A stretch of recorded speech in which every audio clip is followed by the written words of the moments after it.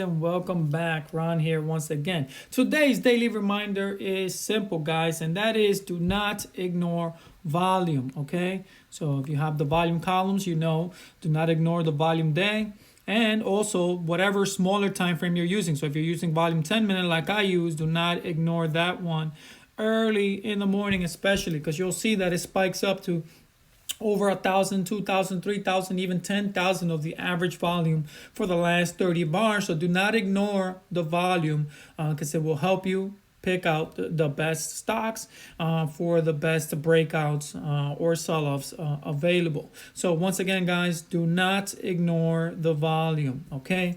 Keep an eye on the volume throughout the day, especially in the morning.